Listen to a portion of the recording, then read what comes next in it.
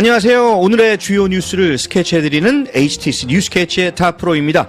6월 4일 수요일, 오늘도 거품없이 정직하게 오늘의 미국 뉴스를 스케치해드리겠습니다. 오늘의 헤드라인입니다.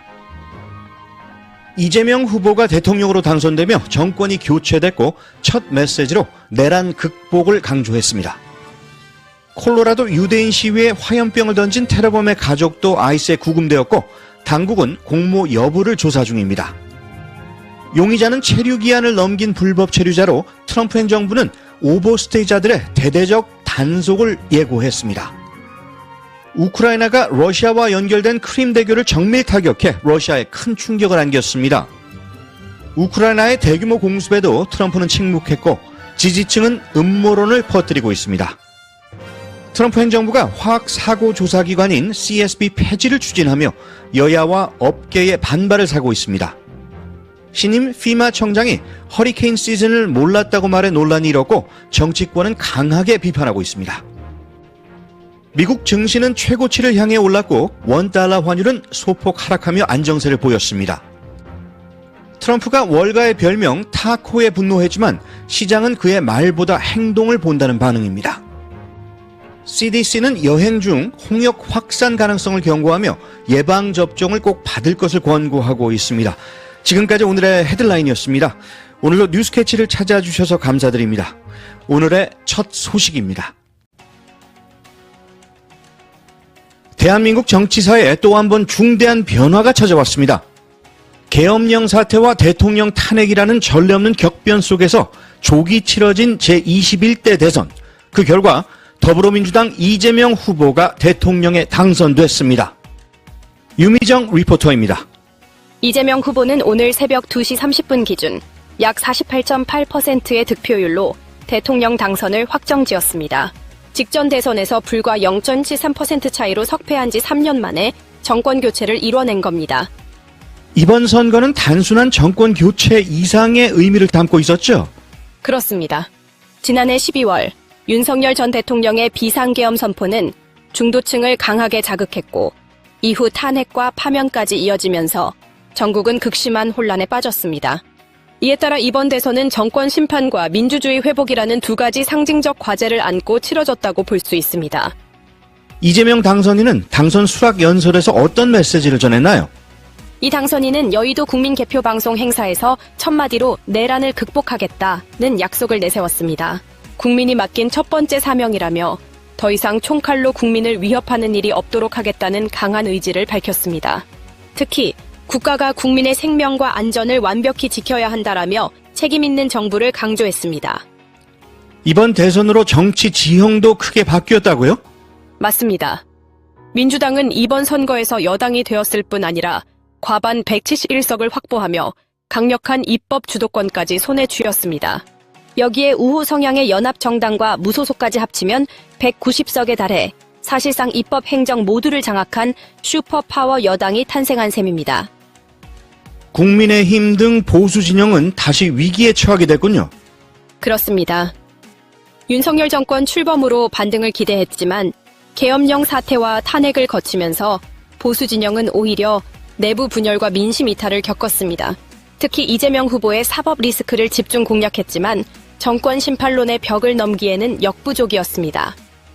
이제 이재명 정부가 곧바로 출범하게 되는 건가요? 네, 인수위원회 없이 바로 정부가 시작됩니다.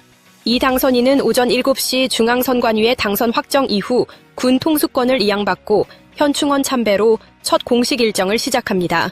취임 선서는 간소화되며 외부 인사 초청 없이 국회에서 조용히 진행될 예정입니다.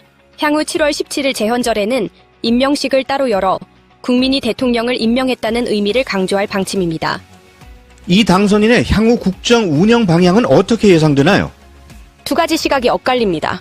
우선 대선 내내 내란 종식을 외쳤던 만큼 윤 정권에 대한 강력한 수사와 책임 추궁이 이뤄질 것이라는 전망이 있습니다. 반면 당선인이 강조한 경제 살리기에 초점을 맞춰 민생 안정과 중도 통합 행보에 나설 가능성도 큽니다.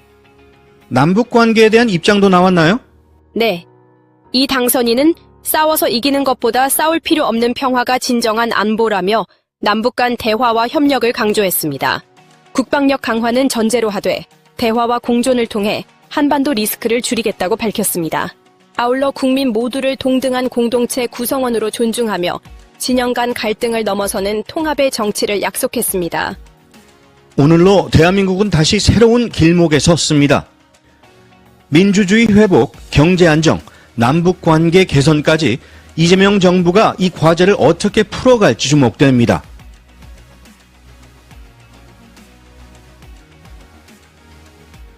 콜로라도에서 유대인 지지 시위를 향해 화염병을 던진 혐의로 기소된 모하메드 솔리만의 가족이 이민 세관 단속국 아이스에 의해 구금됐습니다. 국토안보부는 이들이 범행을 알고 있었거나 공모했는지를 조사 중이라고 밝혔습니다. 솔리만은 1년간 공격을 준비했으며 모든 시온주의자들을 죽이고 싶었다고 진술해 연방 증오범죄와 살인 미수 혐의로 기소됐습니다. 트럼프 행정부는 가족도 비자 취소 후 추방될 수 있다고 경고하며 강경 대응을 예고했습니다. 콜로라도에서 반유대주의 방화 태도를 저지른 용의자가 체류 기한을 넘긴 이집트 출신 불법 체류자로 밝혀졌습니다. 그는 방문 비자로 입국한 뒤 난민 신청과 워크 퍼밋을 통해 체류를 연장했지만 만료 이후에도 미국에 머물다 테러를 일으켜 체포됐습니다. 이 사건을 계기로 트럼프 행정부는 전체 불법 체류자의 절반을 차지하는 오버스테이자들을 집중 추적하겠다고 밝혔습니다. 특히 한인 불법 체류자 약 17만 명 대부분이 오버스테이자이며 매년 3,000명씩 증가하고 있어 주요 단속 대상이 될 전망입니다. 우크라이나가 오늘 새벽 러시아와 불법 점령지 크림반도를 잇는 크림대교를 다시 폭파하면서 러시아에 또 한 번의 충격을 안겼습니다. 우크라이나 정부 당국은 수개월간 잠수해 설치한 폭탄으로 교각 하부를 정밀 타격했다고 밝혔고, 이는 전날 러시아 본토 내 공군기지 5곳을 동시 타격한 대규모 드론 작전의 연장선으로 평가됩니다. 러시아군 전략 폭격기 40여 대가 파괴된 것으로 알려졌으며 푸틴 대통령은 여전히 침묵을 지키고 있습니다. 이번 연속 공격은 협상 테이블을 앞두고 벌어진 고강도 압박으로 전쟁이 새로운 국면에 접어들고 있음을 시사합니다. 우크라이나가 러시아 본토 공군기지를 드론으로 타격해 전략 폭격기 40여 대를 파괴한 거미줄 작전에 대해서 트럼프 대통령도 침묵을 유지하고 있습니다. 반면 그의 지지 기반인 마가 세력은 이 작전이 미국을 제3차 세계대전에 끌어들이기 위한 음모라는 주장을 펼치며 불만을 드러냈습니다. 우크라이나가 이번 작전을 바이든 전 대통령에게만 공유했다는 주장도 제기됐지만 근거는 없습니다. 마가 진영의 반응은 작전의 성공보다는 미국의 개입 가능성에 대한 경계에 쏠려 있습니다. 트럼프 행정부가 2026년까지 미국의 화학사고조사기관인 CSB를 폐지하겠다고 밝혔습니다. 이 기관은 치명적 화학사고를 조사해온 독립기관으로 환경과 노동안전 규제에 큰 역할을 해왔습니다. 하지만 이번 예산안에는 아예 우리는 필요 없다는 자조적 문구까지 포함돼 논란을 키웠습니다. 여야 의원들과 산업계는 강하게 반발하며 지역사회의 안전이 위협받을 것이라며 폐지에 반대하고 있습니다. 미국 재난관리청 FEMA 청장으로 임명된 데이비드 리처슨이 미국에 허리케인 시즌이 있다는 걸 잘 몰랐다고 말해 논란이 커지고 있습니다. 해당 발언은 농담이었다는 해명이 나왔지만 정치권에서는 재난 대응은 농담이 될 수 없다면서 비판이 이어졌습니다. 트럼프 대통령은 재난 대응을 주정부에 맡기자는 입장을 밝히며 FEMA 개편을 추진 중이며 최근 몇 년 사이 직원 2,000명이 조직을 떠난 상황입니다. 어제 미국 증시는 기술주 중심의 상승세를 보였습니다. S&P 500 지수는 0.6% 상승한 5,970.37포인트로 마감하며 사상 최고치에 근접했고, 다우존스 산업평균 지수는 0.5% 오른 42,519.64포인트를 기록했습니다. 나스닥 종합지수는 0.8% 상승한 19,398.96포인트로 마감하며 연초 대비 상승세로 전환되었습니다. 같은 날 $1 환율은 전일 대비 하락하며 1376.04원으로 마감했습니다. 이는 미국 증시의 상승과 함께 달러화 강세가 일부 진정된 영향으로 풀이됩니다. 미국과 중국 간의 무역 협상에 대한 기대감이 투자 심리를 개선시키며 증시 상승을 이끌었습니다. $1 환율의 하락은 이러한 글로벌 금융시장의 긍정적인 흐름을 반영한 것으로 보입니다.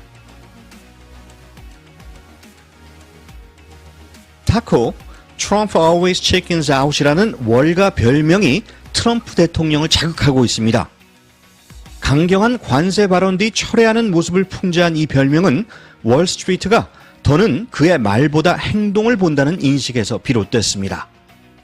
트럼프는 이를 끔찍한 질문이라며 언론에 분노를 표출했지만 투자자들은 이미 시장만 본다는 태도로 무시하고 있다는 분석입니다.